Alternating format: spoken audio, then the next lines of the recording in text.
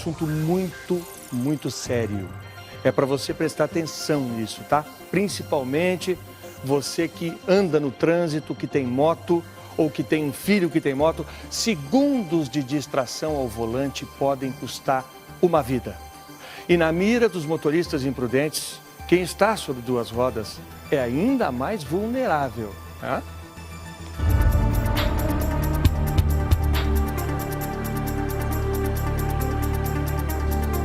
A motorista viola a lei carregando o cãozinho no colo enquanto dirige.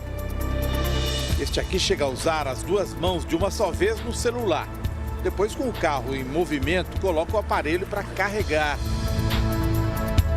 O que parece uma distração inofensiva pode ter consequências gravíssimas.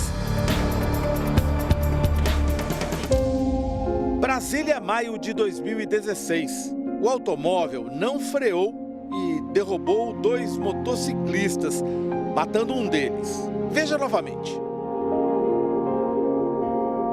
E aí, de repente, você fica sem ninguém, sem onde se apoiar. Então é muito triste, muito doloroso. Tatiana estava em uma das motocicletas.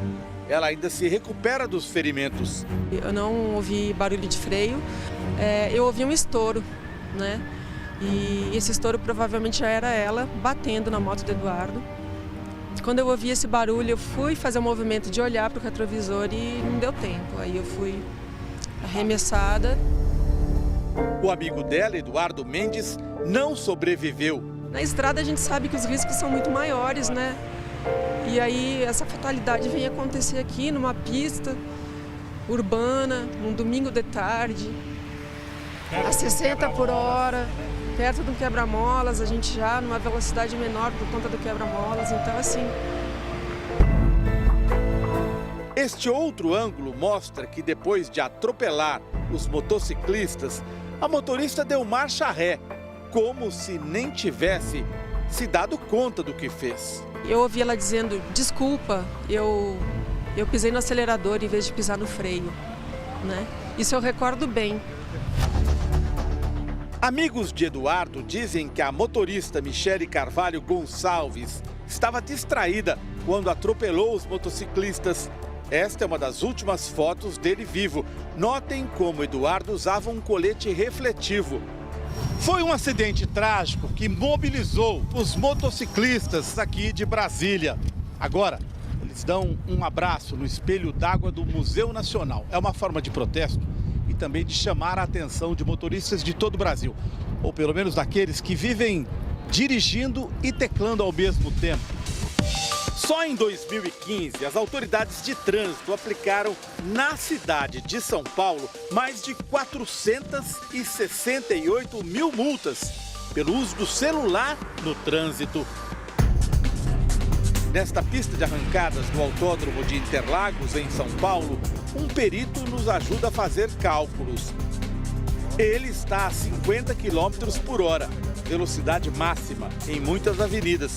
Vai receber uma mensagem de texto e tem a tarefa de responder.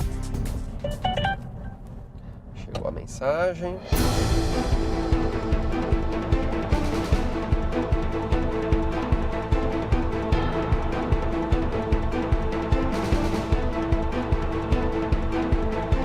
Mandei a mensagem.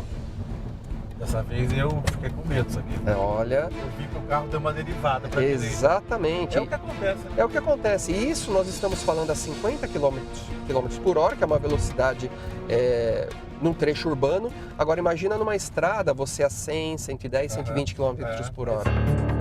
Fizemos o teste mais de uma vez. Medimos o tempo em que os olhos do perito ficaram distantes da pista.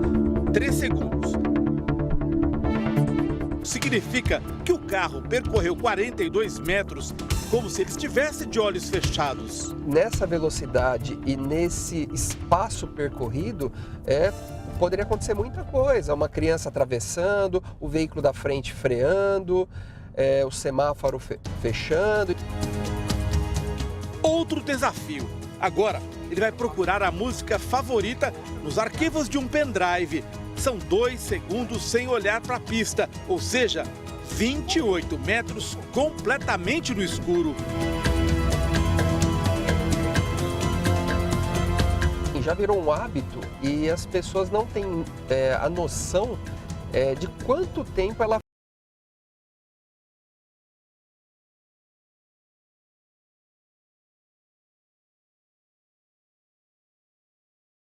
na via, né?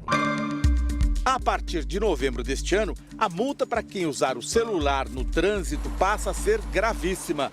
7 pontos na carteira.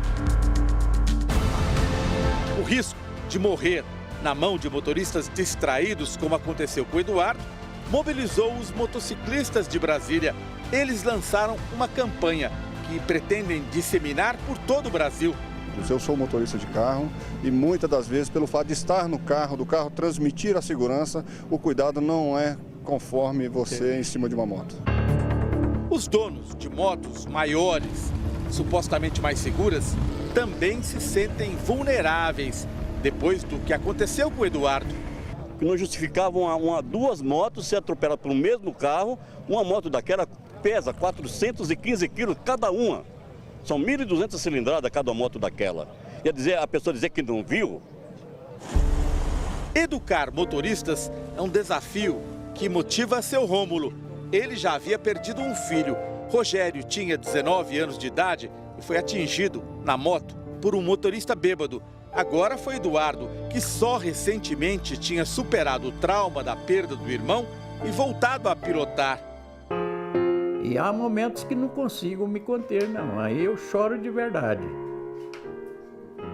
Então, sei como é, porque eu já perdi muita gente na vida. 2 irmãos vítimas de acidentes de trânsito. 30 anos entre as duas mortes. A família não quer que a impunidade de 1984 se repita agora. E peço que não passem por o que nós estamos passando, pela tristeza que nos invade, pela mágoa que a gente tem.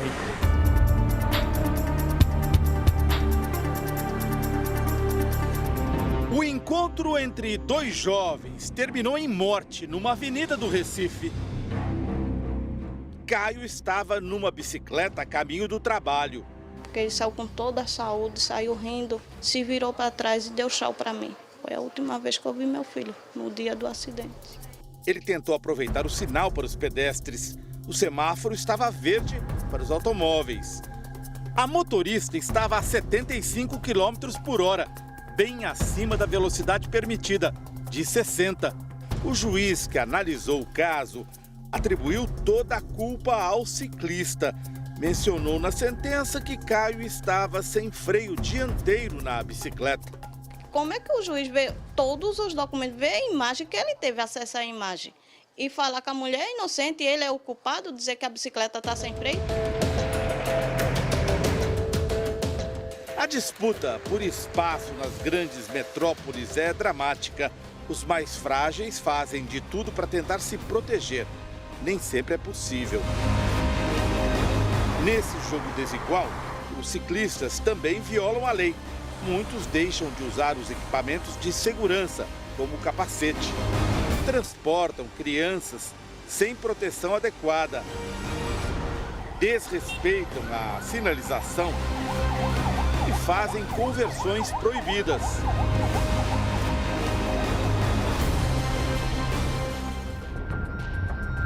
Este é o cruzamento de maior movimento de bicicletas no Recife. Um levantamento mostrou que quase 8% dos ciclistas passam por aqui nas calçadas, 20% na contramão e 23% na faixa do transporte público. É uma forma de manter distância dos automóveis. Como não tem estrutura cicloviária, né, quem anda de bicicleta corre o risco de ser atropelado, de sofrer um acidente, de ser vítima. Mas quando os ônibus aparecem, vejam só o perigo. Em São Paulo, foi nesta curva que outro encontro fatal aconteceu. Ele não teve o que fazer, não tinha para onde ele se defender. Gustavo estava perto de completar 20 anos de idade. ele foi atingido pelo ônibus e ficou preso sob o veículo. Foi justamente na curva. Ele jamais pensou que ia deparar com o ônibus. Se fossem respeitadas as leis de trânsito, todas elas, a gente não precisaria de ciclofaixa, não precisaria ter sinalização para isso ou para aquilo, porque basta ter a consciência do que é correto e o que não é correto. Mas não quer guerra com ninguém. Uma Ghost Bike foi colocada para marcar o lugar de outra morte de ciclista. Quem costuma passar por aqui diz que pouco mudou depois do acidente. Logo depois do acidente do Gu, que o Gu faleceu, foram mais 2 ou 3 pessoas. Que morreram? Sim, que morreram. Atropeladas. É madrugada quando o Fabiano sai de casa. Para ele, o desafio é sobreviver fazendo um trajeto que começa na zona sul de São Paulo, onde as ciclovias são poucas. Ele tenta escapar da chamada fina educativa. E eu notei que você anda na faixa, né? Você ocupa a faixa. Tem que ocupar a faixa. Por quê? Para a própria segurança. Evitar a fina educativa. O que é a fina educativa? Fina educativa é quando você está num cantinho da via e o motorista faz de conta que não te viu. Quem anda de bicicleta não é obrigado a usar apenas as ciclovias. A lei brasileira permite o tráfego de ciclistas nas ruas. 1,5 metro. Essa é a distância que se deve manter da bicicleta, determinada pelo Código de Trânsito Brasileiro. Fabiano percorre 64 quilômetros por dia e tenta manter uma convivência pacífica no trânsito. Você encontra muito disso? Gente que, esse ciclista aí está ocupando o meu espaço? É comum? Tem bastante, principalmente quando você entra na frente de um carro, no farol. Se você não pedir uma permissão para o motorista, não cumprimentar, ele já vai achar que é um ciclista folgado.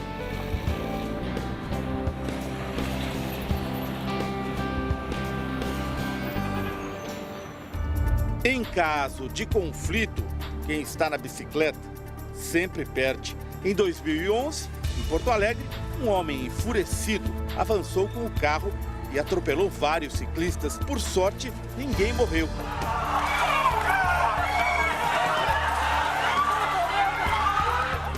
O bancário Ricardo Neis estava ao volante e até hoje aguarda julgamento. Há 3 anos, outro caso grave. Um rapaz teve o braço decepado quando circulava na Avenida Paulista. O motorista, Alex Silbeck, que provocou o acidente, fugiu. Detalhe cruel, jogou o braço da vítima num córrego. Alex chegou a ser condenado, mas teve a prisão substituída por serviços comunitários e o pagamento de 50 salários mínimos. Quem já perdeu parentes no trânsito lamenta tanta irresponsabilidade.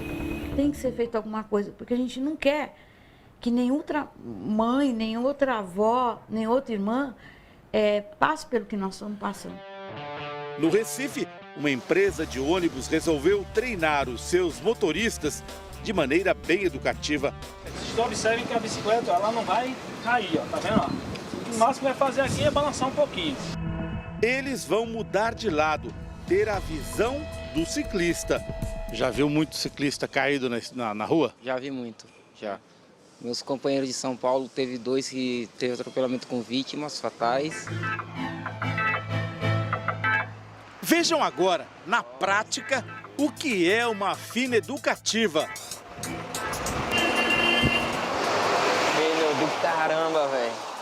Neste ambiente controlado, não existe risco de atropelamento. Mesmo assim, eles sentem na pele o que o ciclista enfrenta nas ruas.